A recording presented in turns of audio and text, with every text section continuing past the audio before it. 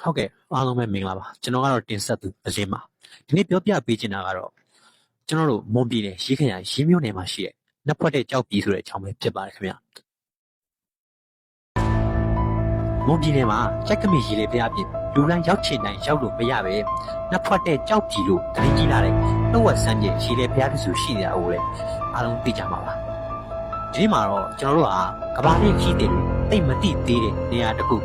ဒေသခံတွေကြားမှာတော့အယူအဆအရန်ပြည့်တယ်မြည်လက်ကြီးတွေကိုကြော်ကြားတဲ့မိုင်း3000ဖြည့်တဲ့ပြအကြောင်းကိုသိသိပေါ်ပြပေးသွားမှာပါ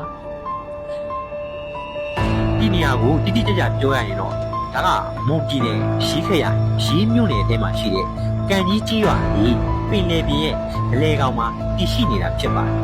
ဒေသခံတွေကတော့မိုင်း3000တော့ဒါမှမဟုတ်ကြောက်ပြည်လို့လေးနဲ့ခေါ်ကြပါတယ်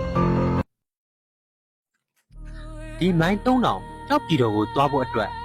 ကန်ကြီးကန်းကြီးကနေရေလုတ်သားတွေရဲ့ဆက်လီကိုစင်းလုံးငှားပြီးတော့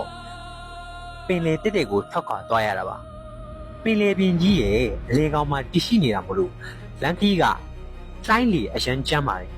ရာသီဥတုကကောင်းနေပေမဲ့ပင်လယ်ရေစီးကြောင်းကအချိန်မရွေးပြောင်းလဲတက်တာမို့ဖယားကဖူးခွင့်မပြုရင်ရှောင်းမသွားနိုင်ဘူးလို့ပြောကြပါတယ်ခြေဆက်နိုးမရတာမျိုးဂျုံကနေလှိုင်းထတာမျိုးတွေကြောင့်လမ်းကနေပြန်လှည့်ရတဲ့ခီးသွားတွေလည်းမနှဲပါဘူး။ဒါကြောင့်ဒီနေရာကိုလူတိုင်းကရောက်ဖို့ခဲရင်းတဲ့နေရာဖြစ်သတ်မှတ်ထားကြတာပါ။အဓိကအချက်ဖြစ်တဲ့နက်ဖွက်တယ်ဆိုတဲ့အကြောင်းရင်းကိုရှင်းပြပါမယ်။ဒေသခံရေလုတ်သားကြီးတွေရဲ့ပြောပြချက်အရဒီကြောက်တီကြီးကပင်လယ်ထဲမှာအကြီးကြီးရှိနေတာပါ။ဒါပေမဲ့လာရောက်ဖုံးမြော်သူတွေတဲ့ကစိတ်သဘောထားမမှန်သူစီကံဖောက်ပြတ်သူဒါမှမဟုတ်ပေါ့ပြက်ပြက်လာရောက်သူတွေပါလာရင်မျက်စိရှိတွေပဲမြုံနှင်းတွေမိုးတိမ်တွေပြုံးနေအုပ်ဆိုင်လာပြီး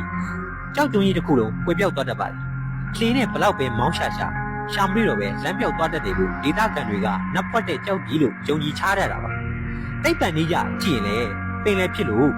ဂျာဒီဥကရုတ်တရက်ပြောင်းလဲပြီးယူပိတ်တာဖြစ်နိုင်ပေမဲ့လက်တွေကြုံရတဲ့ဖြစ်ရက်တွေကတော့တကယ်ကြသိထစရာပါပဲ။ဒီနေရာဟာမွန်ပြည်နယ်မှာလက်ကြီးရဲ့လို့လူအပြောများဆုံးဖြစ်ရတဲ့အကြောင်းရင်းကတော့အဆောက်အအုံတွေပြင်းထန်ပြီးစီကံကြီးလိုပါပဲ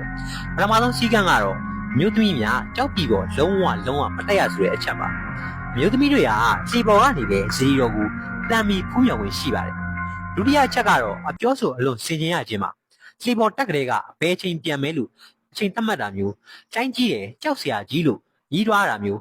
မဟုတ်မမှန်နောက်ပြောင်ကြည်စေတာမျိုးကိုလုံးဝမလုပ်ရပါဘူးအပြောဆိုမှားတာနဲ့ခြေညှက်ပြီးလှေမောက်တာပြန်လန်းပြောက်တာမျိုးတွေတက်တွေကြုံရတတ်တယ်လို့ဒေသခံတွေကလာသမျှခီးတွေကိုအမြဲတတိပေးရပါတယ်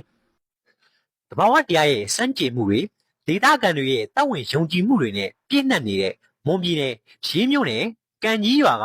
မိုင်း3000နက်ဖွက်တဲ့ကြောက်ပြည်အကြောင်းကတော့ဒီလောက်ပါပဲခင်ဗျ။တမိုင်းထောက်တာစားအုပ်စားတန်းတွေတိတ်မရှိပေမဲ့ဒေသခံတွေရဲ့လက်တွေမျက်မြင်ကြုံတွေ့ချက်တွေကတော့ဒီနေ့ထိအခိုင်အမာရှိနေသေးပဲဖြစ်ပါတယ်။ brother တို့ရောဒီလိုလွတ်ရစမ်းကြပြီးတောရခတ်တဲ့နေရာမျိုးကိုစွန့်စားစားသွားဖို့တတိရှိကြလား